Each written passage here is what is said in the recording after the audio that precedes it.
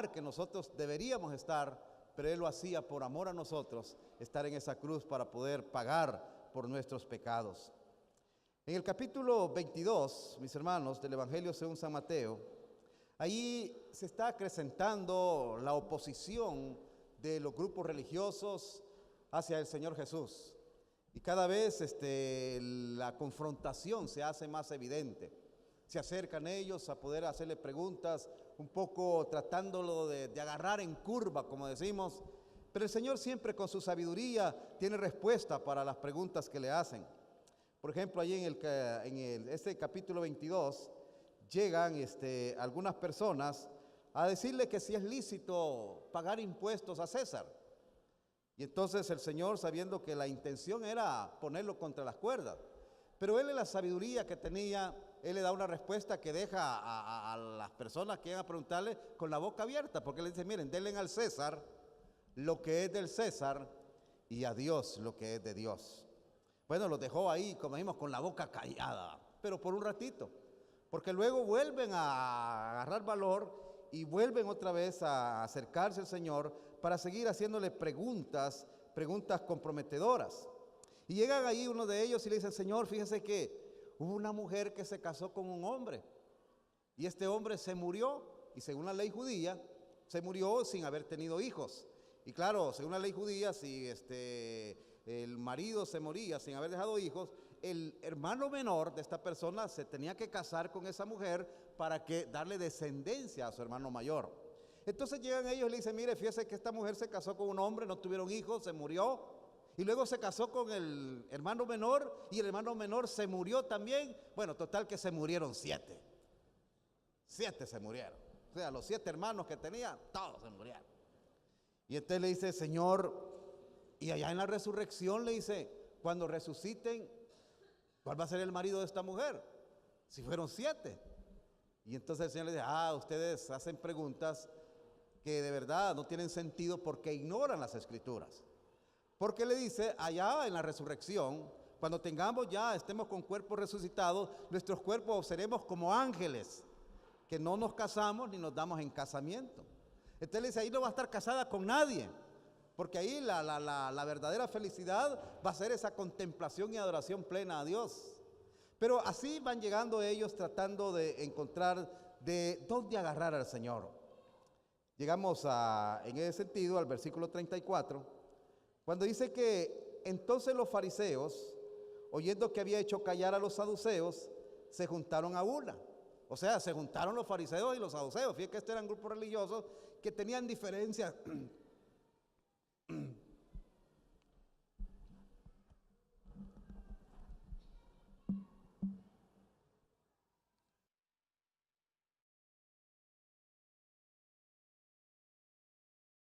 Sí, ya. Tenían diferencias en sus creencias y eran bastante antagonistas, aunque eran judíos todos. Pero dice que aquí se juntaron a una, o sea, como decimos acá, vamos a unir y le vamos a echar la vaca, así va. O sea, se juntan los saduceos y los fariseos, se juntan a una, y uno de ellos, intérprete de la ley, o sea, personas que se dedicaban a estudiar la ley, dice que preguntó para tentarle. Fíjese lo que dice. Se le va para tentarle, no va con el ánimo de conocer una inquietud sana, sino que la inquietud de él es una inquietud malsana. Lo que él quiere es hacerle caer en algún error. Y entonces va y dice que se acerca a él para tentarle. Y entonces le preguntó, Maestro, ¿cuál es el gran mandamiento en la ley?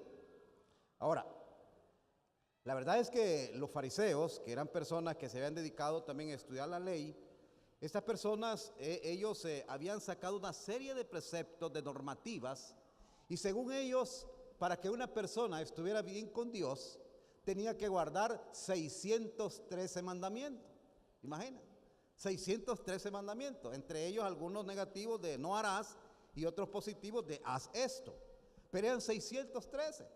Y entonces vienen ellos y le dicen, Señor, le dice, ¿y cuál es el gran mandamiento en la ley? O sea, le está diciendo, bueno, de todos los 613, ¿cuál es el más grande? Entonces el Señor le responde, le dice, bueno, le dice el verso 37, Jesús le dice, amarás al Señor tu Dios con todo tu corazón y con toda tu alma y con toda tu mente. El Señor cita Deuteronomio capítulo 6, verso 4 en adelante, que es donde está este mandamiento. Y entonces el Señor dice, mire, el más grande mandamiento es: amarás al Señor tu Dios. O sea, le está diciendo, el mandamiento principal es: debes amar a Dios. Y hermano, eso es para nosotros también ahora. O sea, el mandamiento más grande para nosotros en la actualidad es amar a Dios. Amar a Dios por sobre todas las cosas. Entonces, la pregunta que viene acá es: ¿qué significa amar a Dios? Tal vez usted me dice, no, mire, eso está fácil. ¿Qué significa amar a Dios? Si hiciéramos ahorita ahí una encuesta, ¿qué significa amar a Dios? Bueno, fíjese que nosotros en nuestra cultura, el amor lo relacionamos con los sentimientos. Y allá en la cultura judía tenía algo que ver, pero ellos cuando hablaban de amor no hablaban tanto de sentimientos, sino que cuando ellos hablaban de amor, hablaban más de acciones para favorecer a la persona amada. O sea, para el judío, eso del amor, como nosotros lo vemos, ¿va?, de los enamorados, de ver pajaritos y todas las cosas que están en las nubes, no, eso no era tanto. Para el judío el amor era buscar el bien de la otra persona. Si yo amaba a alguien, yo tenía que buscar el bien de la otra persona. Entonces, le dice, amarás al Señor tu Dios. Y como le decía, él cita ese pasaje de Deuteronomio. Yo creo que vale la pena que vayamos para que analicemos, porque si queremos interpretarlo de mejor manera, tenemos que ir a ver en qué contexto fue que se citó eso. Vaya a Deuteronomio capítulo 6, Antiguo Testamento. Deuteronomio capítulo 6. Y aquí, hermanos, nos encontramos cuando el pueblo de Israel va a entrar a la tierra prometida. Cuando el pueblo de Israel ya está listo para entrar a la tierra que Dios les va a entregar. Y antes de entrar, el Señor tiene cuidado de decirles qué es lo que ellos tenían que hacer, cómo debían de comportarse cuando estuvieran en la tierra prometida. Y dice ahí el versículo 4. Dice, oye Israel, Jehová nuestro Dios, Jehová uno es. Y amarás a Jehová tu Dios de todo tu corazón y de toda tu alma y con todas tus fuerzas. Esto es lo que está citando el Señor Jesús allá en Mateo.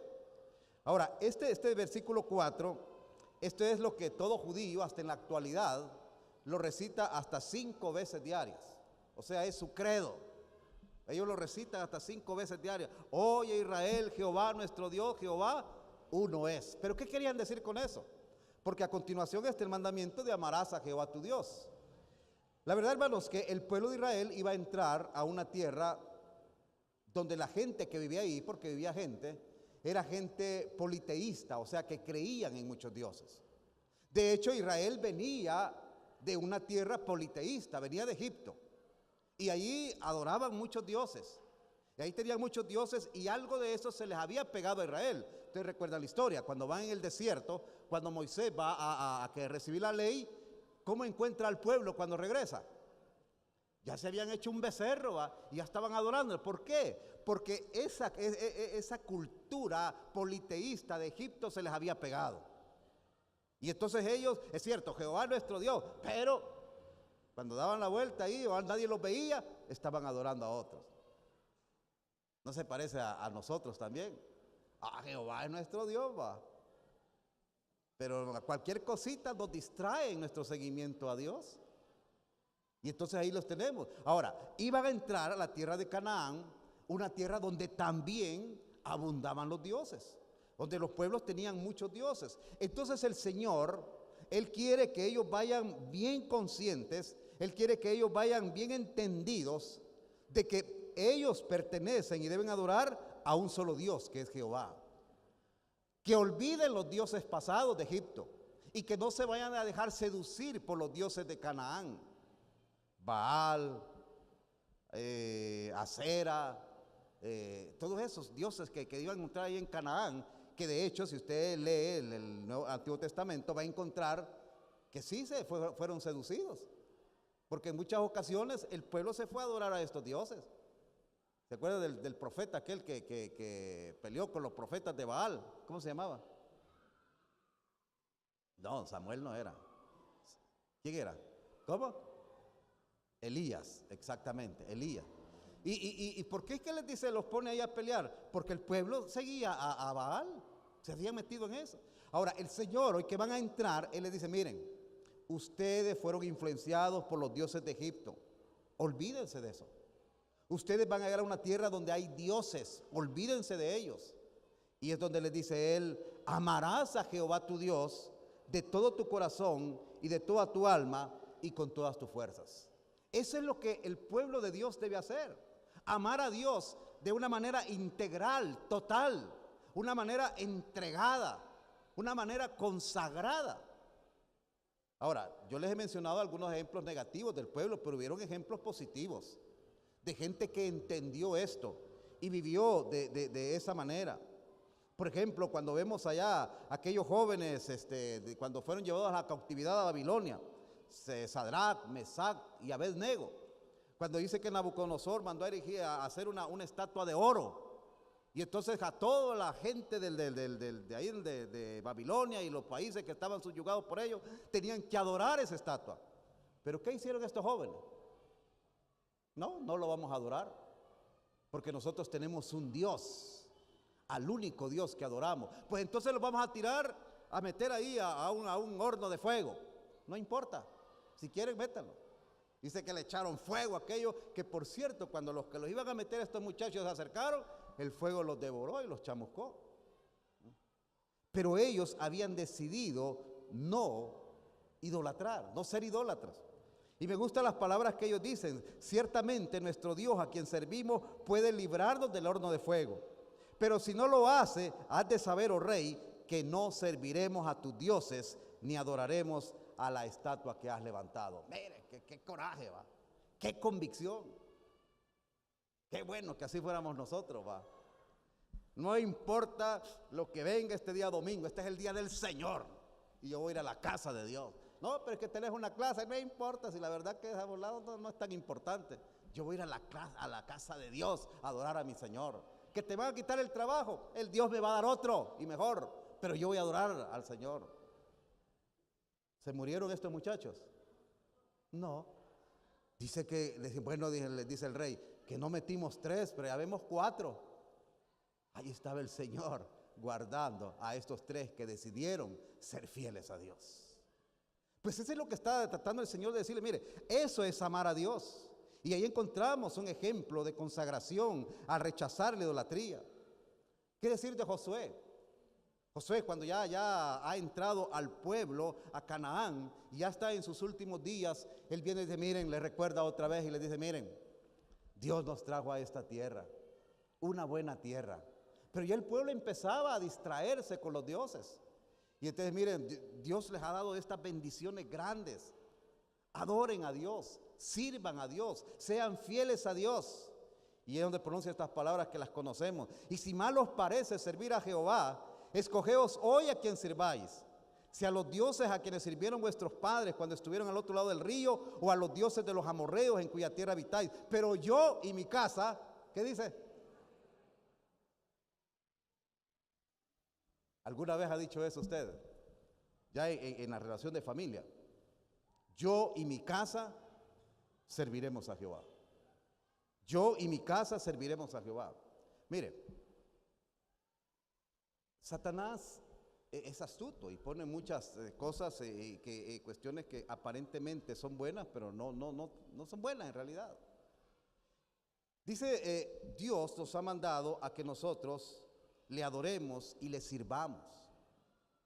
Y en esa tarea hay quienes dicen, mire, yo no sirvo a Dios porque tengo que servir a mi familia.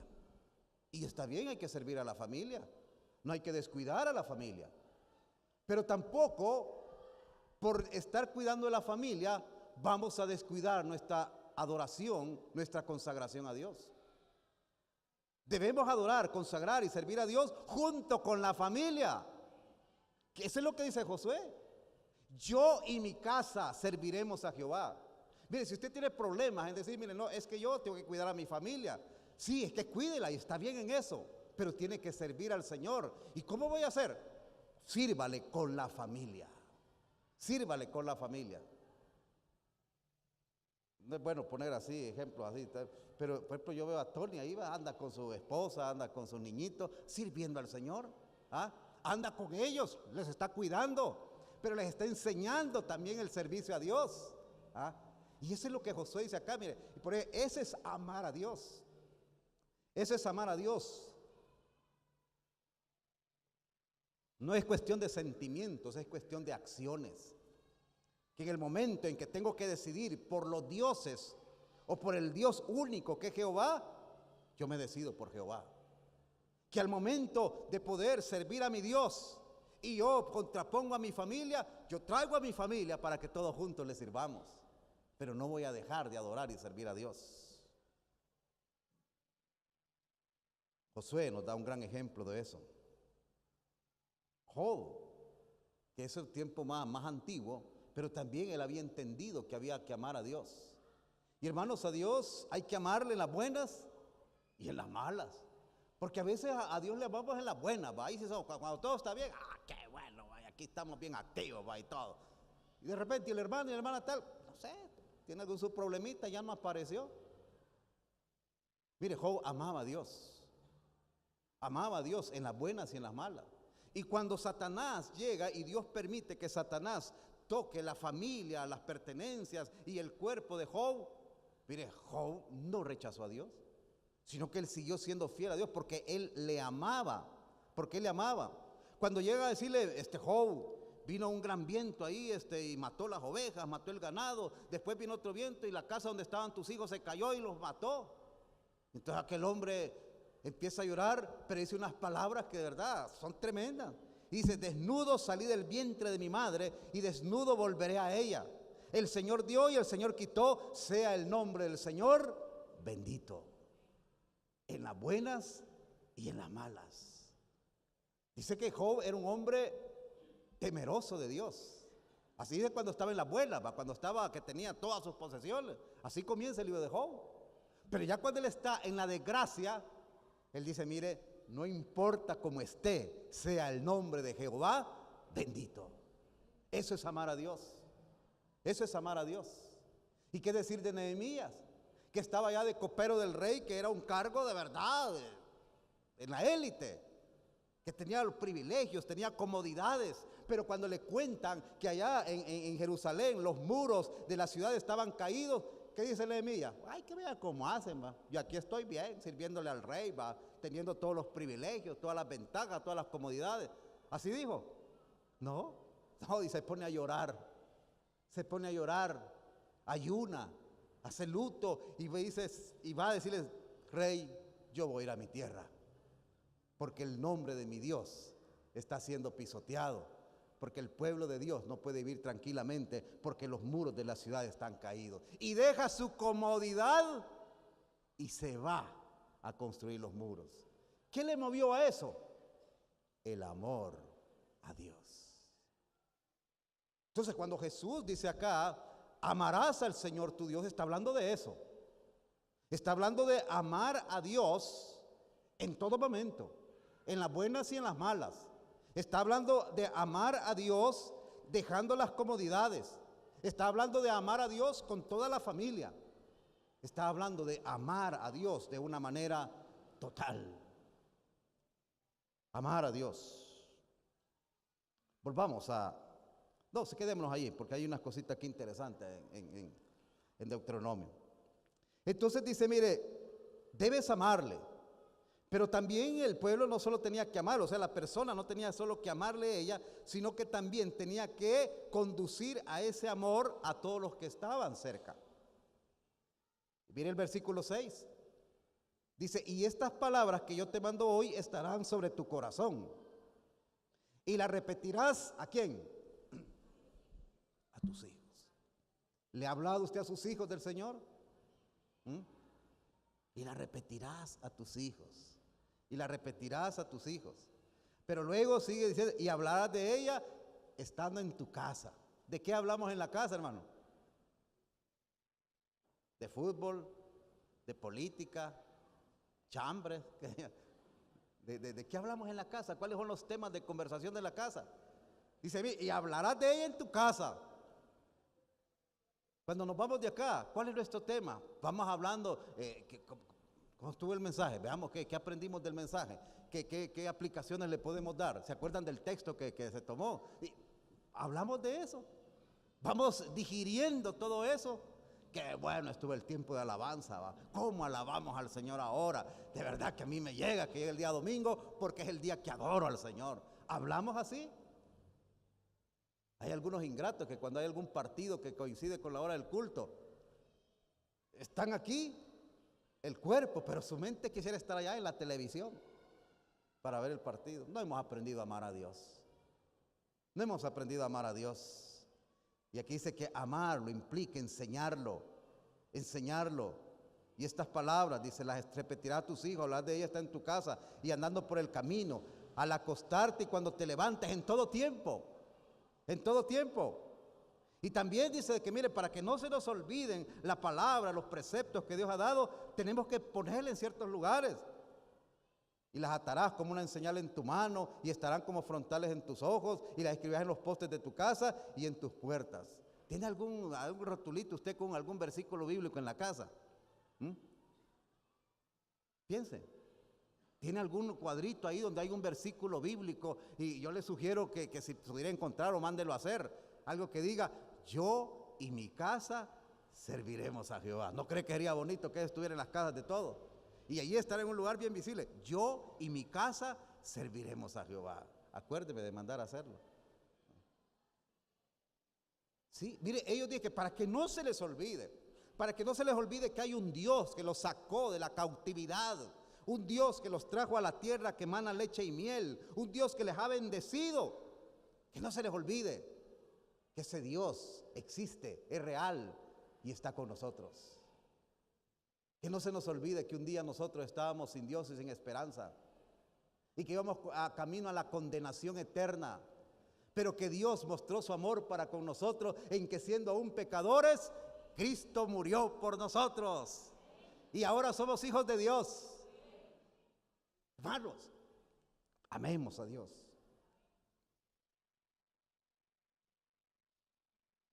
Amar a Dios. Pero volvamos a Mateo. Aunque al Señor no le preguntan esto, pero Él quiere completar la enseñanza. Y aunque solo le preguntan por cuál es el más grande mandamiento, el Señor aprovecha para ampliar un poco la enseñanza. Y estamos en Mateo 22, ¿verdad? Amarás al Señor tu Dios, verso 37, con todo tu corazón y con toda tu alma y con toda tu mente. Este es el primer y grande mandamiento. Ahora, aunque no le habían preguntado, él agrega algo en el verso 39. Y el segundo dice, es semejante. El segundo es semejante. ¿Por qué es semejante? Porque va a hablar del amor también. Porque va a hablar del amor y el segundo es semejante. Amarás a tu prójimo como a ti mismo. Ahora, este mandamiento también estaba en la ley. Y este mandamiento se encuentra ahí en Levítico, capítulo 19, verso 18. Entonces ahí estaba y el Señor viene y cita este pasaje de la ley. Dice, este es el segundo mandamiento. Ahora, la gran pregunta para el judío, o al menos que el quite que le gustaba hacerse era en cuanto a, bueno, ¿y quién es el prójimo? Pues? Y es que el concepto de prójimo había ido cambiando en el tiempo, en el pueblo de Israel, y Jesús lo va a llevar un poco más allá. Por ejemplo, en los primeros libros del Antiguo Testamento, encontramos que prójimo es el que está cerca, el familiar, el hermano, el primo, el que vive ahí, en la casa. Ellos le llamaban casa a todos los que estaban ahí viviendo, que ahí vivían los papás, los suegros y todo eso. Entonces decían ellos en un principio, ese es mi prójimo. Los demás no son mis prójimos. Pero conforme va avanzando el Antiguo Testamento, el concepto va también ampliándose y llegan ellos a la conclusión, bueno, mi prójimo es todos los de mi raza, o sea, todos los judíos. Ellos son mi prójimo, todos los de mi raza. Más adelante, al ver que otras personas abrazaban, que no eran de raza judía, pero abrazaban la fe judía, que eran lo que le llaman los prosélitos, decía, bueno, también el prosélito, el que ha abrazado la fe judía, también es mi prójimo. Ellos son mi prójimo. O sea, mi familiar, todo judío, o aquel que ha abrazado la fe judía, ellos son mi prójimo. Pero Jesús va a revolucionar el concepto. Jesús va a revolucionar el concepto, y en el Nuevo Testamento encontramos que el prójimo es toda persona que Dios pone en mi camino y que necesita de mi ayuda. Ahora, ¿por qué digo esto? Porque el Señor, hablando del prójimo, allá en Lucas, Él cuando hablando del tema del prójimo, Él se recuerdan que Él les cuenta una historia. La historia del buen samaritano. ¿Quién es mi prójimo?, le dice al Señor. Le preguntan. Y comienza a contar la historia. Bueno, había un hombre que venía de Jericó, o venía de Jerusalén y iba para Jericó. Y entonces mientras iba en el camino ahí, de repente salieron unos bandoleros, lo atacaron y lo golpearon y lo dejaron medio muerto. Pasó un sacerdote que venía de oficiar del templo, y cuando vio a aquel hombre, voy muy preciso, mi familia me espera.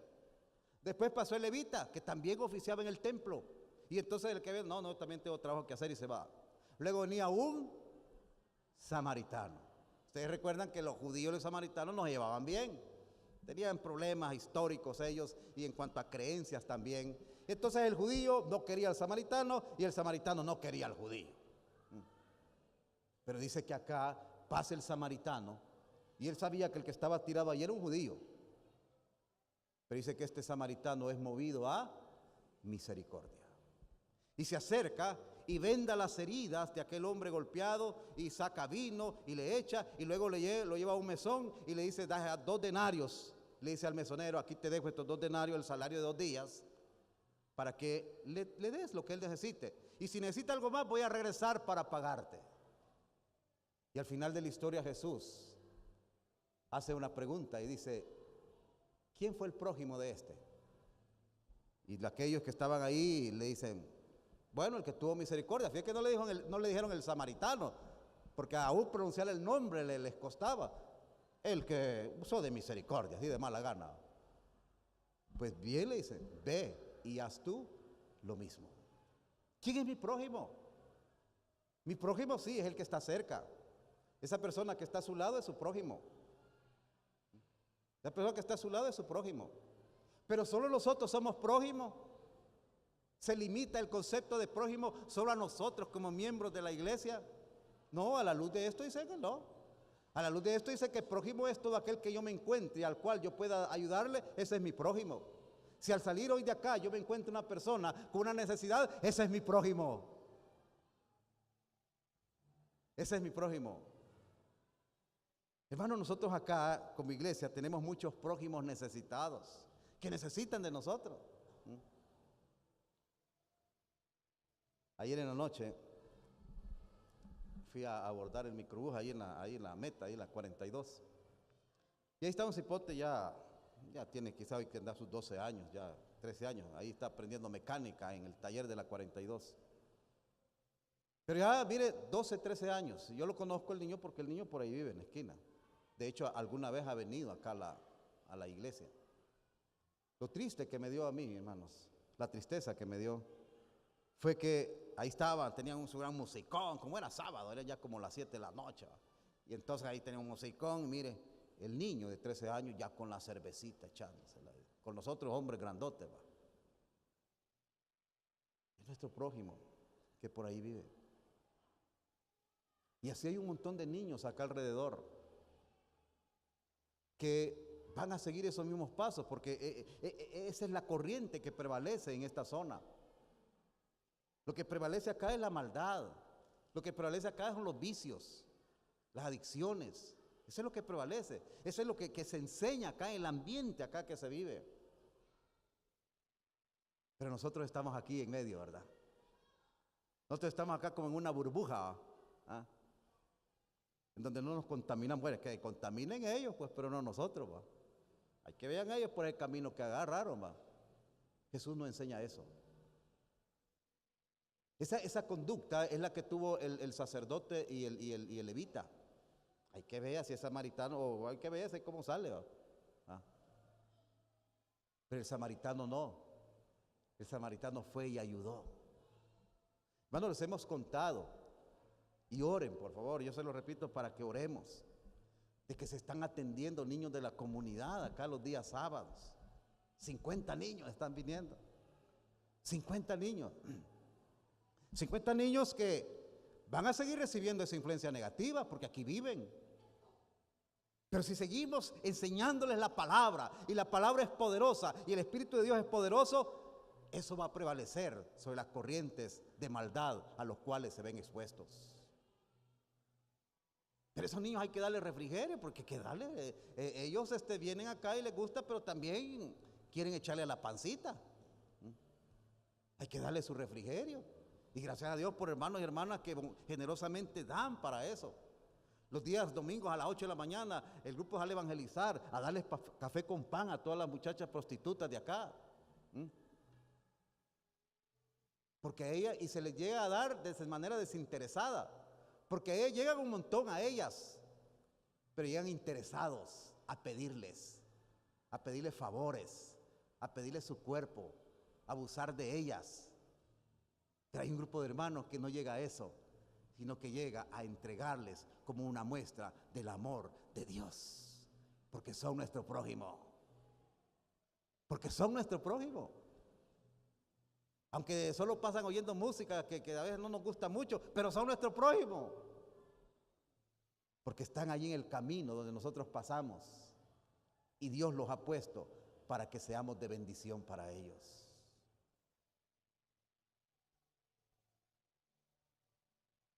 Y el segundo, dice el Señor, es semejante: amarás a tu prójimo como a ti mismo. Hermanos, tenemos que aprender a amarnos. Y les digo, en el ambiente bíblico, el amor no se refiere tanto a sentimientos. El amor se refiere a acciones. Y comencemos desde la casa. Comencemos desde la casa. Como pareja, como esposos, comencemos a practicar ese amor en donde el esposo trata de hacer feliz a la esposa y se desvive por ella, y la esposa trata de hacer feliz a su esposo. Donde los padres se esmeran por criar a sus hijos, por enseñarles valores cristianos, por traerlos a la iglesia. Que aunque la cama está bien rica, pero el papá dice, bueno, yo necesito, pero también mi hijo, y aunque sea por el hijo, véngase, véngase. Y aquí como iglesia, también aprender a amarnos de esa manera, de darnos, de entregarnos, aprovechando las oportunidades para reírnos cuando hay que reír y para llorar cuando hay que llorar. Hermano, la vida cristiana no se limita a esta reunión. La vida cristiana es estar acompañando a nuestros hermanos y hermanas en todo momento. Hoy, después de este culto, vamos a tener un tiempo de comunión. Ya me gustaría que todos nos quedáramos y platicáramos y comiéramos y riéramos. Y si usted ve a alguien que no compre y usted tiene, tome, le invito. Eso es. Eso es. Cuando alguien se muere acá de la iglesia y nos damos cuenta, hacer el tiempo para ir a la funeraria y estar ahí acompañando. Yo se los vengo diciendo porque de verdad, yo que voy tanto a la funeraria, y a mí me da envidia cuando veo a los católicos que van con un montón de guitarra y empiezan a cantar.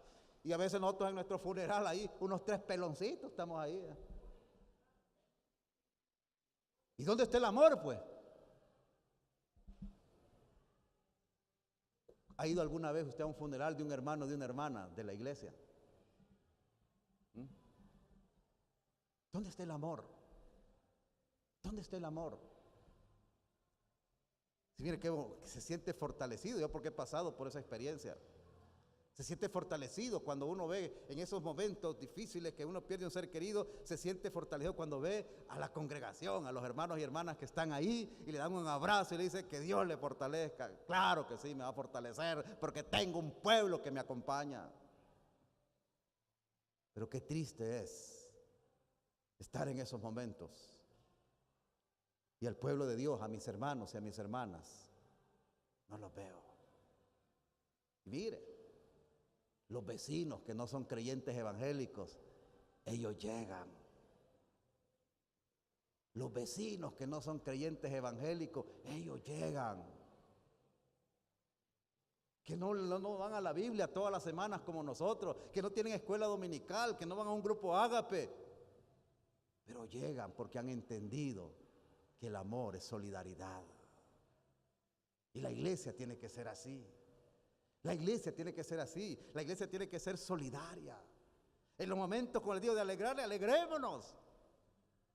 Hoy va a haber un culto de acción de gracia y va a invitar invitados todos. Vengamos y alegrémonos. Va a haber horchata con suspiros.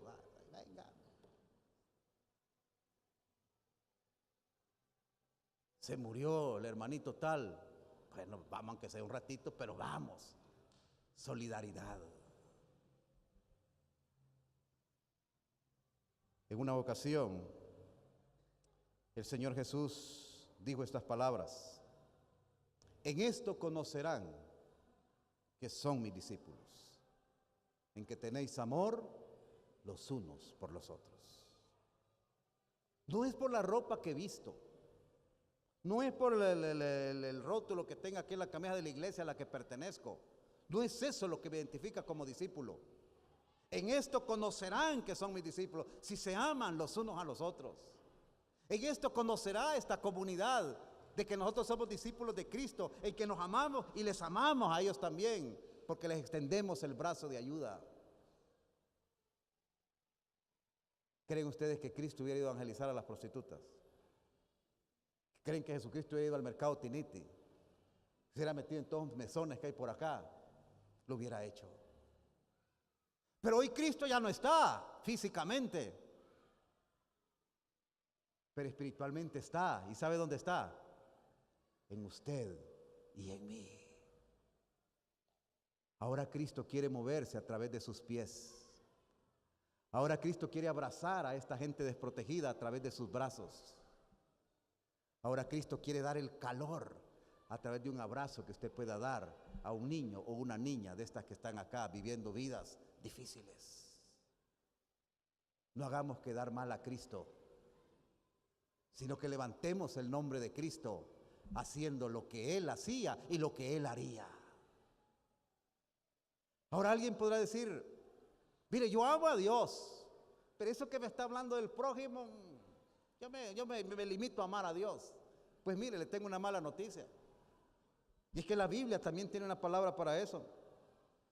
Y dice ahí 1 Juan 4, si alguno dice yo amo a Dios y aborrece a su hermano, es mentiroso, dice. Pues el que no ama a su hermano a quien ha visto, ¿cómo puede amar a Dios a quien no ha visto?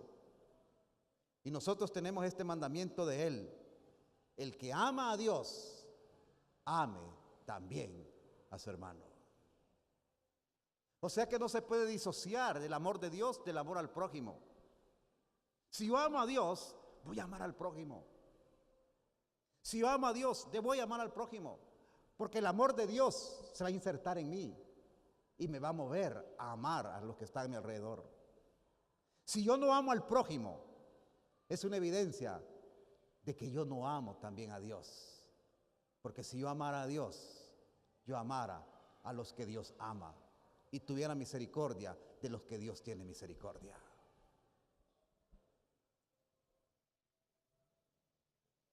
Hermanos, esta enseñanza no le agradó mucho aquí a los saduceos, a los fariseos, a los escribas, no les agradó. Y cada vez con este tipo de enseñanza que el Señor iba dando, los ánimos de aquellos iban calentando más.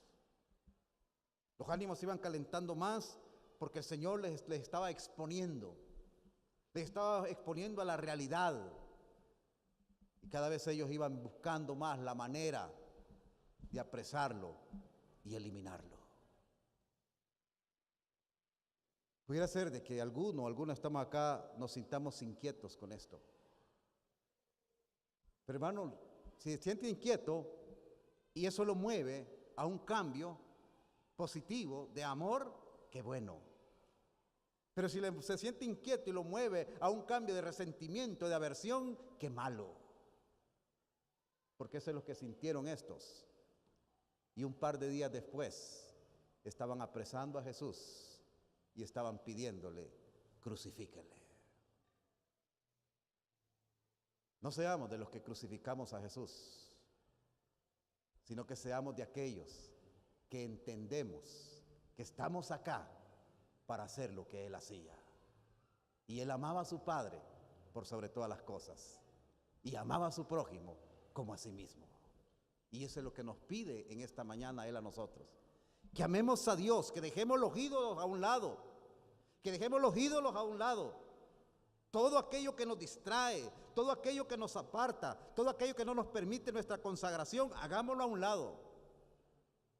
Y que empecemos a extender nuestra mano para ayudar de diferentes maneras a aquel que Dios ha puesto en nuestro camino. Eso es lo que el Señor quiere. Eso es lo que quiere de su iglesia. Eso es lo que espera de nosotros. Y quiera Dios que así reaccionemos y así obremos. Padre bendito,